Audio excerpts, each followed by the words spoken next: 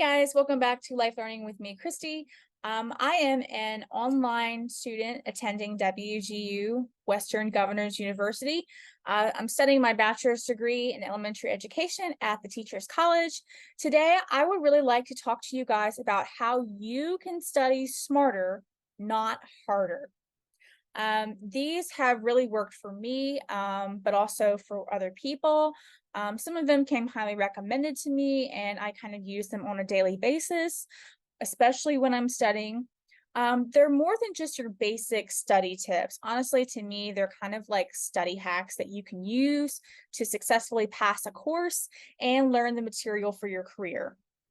Before I get started, please don't forget to like and subscribe to my channel. Just really goes a long way. So the first thing that I highly recommend is that you go to class. This may seem like a no-brainer, but if you think about it, your career would never really advance if you didn't go to class. So even if you're an online student, go to your desk, do your coursework, show up for the day, show up to class, and do everything that you know you have to get done for that day. Use a timer, don't overdo it. I usually take 90 minutes as part of my class time because this is on average the time that in-person students are having to go to class for. And I used to be one myself, so I think it was around 90 minutes. Remember, you are paying for your degree, so make sure you get your money's worth. In the afternoon, I take no more than about 45 minutes to an hour, I would say, to just review my material or work on a task. If you go to class in person, I also highly recommend that you get there early and you sit in the front. Sitting in the front allows you to really pay attention. Otherwise, if you sit in the back, you may get too comfortable and be more distracted. That is a secret tip, and I really hope you take it. Put down your phone on silent, remove those notifications on your laptop as well. Make sure you have a quiet study area with no interactions. Commit yourself to finish each task that you start before going to the next one on your list. As a reward, allow yourself to have just an unproductive screen time break. I recommend timing yourself though for those breaks because I have been there where mine has lasted longer than I expected it to. You can also be productive using technology, so I wouldn't say you should remove it completely because if you use it to take notes, you're watching a video that relates to your material, or you're emailing an instructor, it can be very helpful. Keep in mind that technology is only as productive as you make it to be. Keep things consistent. I know that schedules during the week are not ideal. Things are bound to kind of change it up.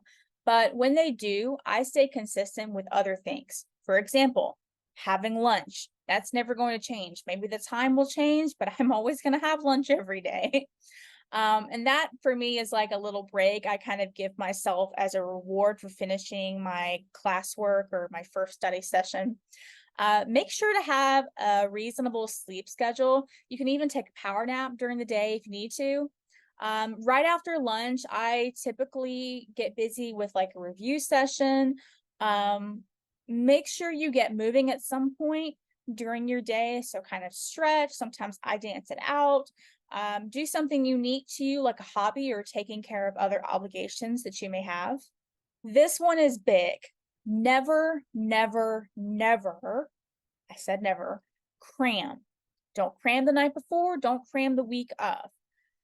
Study instead in small chunks, or breaking down your material to like smaller study sessions is actually better.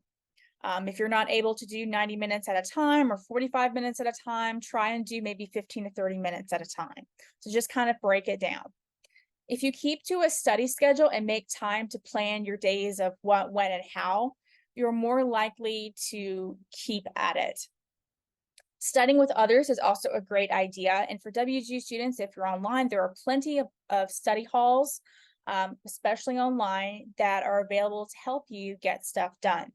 If you're struggling with something, don't be afraid to ask for help. Speak to an instructor by email, phone, or in person if you're able to. This one's interesting, and this is something that I've really kind of applied to myself as well. Connect learning to you. What does this mean? This means by making it personal, it'll be easier for you to understand.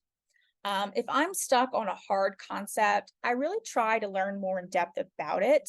I might watch a video or do some research on it. I might learn how I can apply it to my career as a future educator. So for this, to me, it looks like, using those teacher websites or Pinterest for more ideas kind of makes me motivated to go back to my material and learn it again.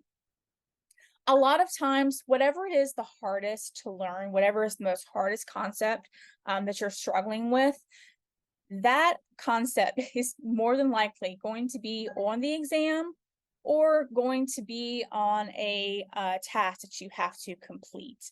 If you think about it this way, you'll be more likely to really connect to it and practice it till you know it best. Finding ways to really enjoy learning keeps you interested and, again, makes you motivated to stay focused.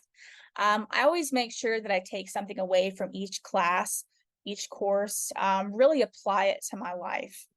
I have a little secret for you guys. Even though I'm an online student, I hardly ever study or do my work in my pajamas.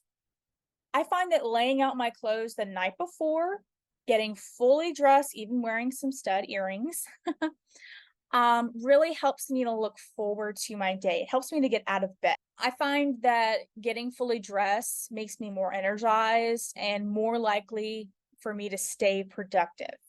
Likewise, for your desk and study space, make sure it is organized and ready for you to work on. I keep my desk minimal to prevent distractions, and I have 2 drawers to really help keep my space clear.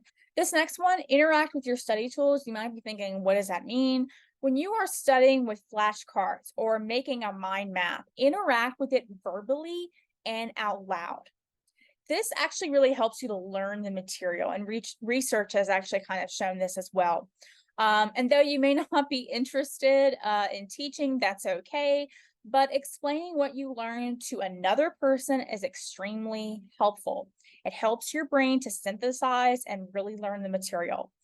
When my husband gets home during the day or in the evening, I like to tell him everything that I've learned about, whether it's a particular class or something interesting that I found out.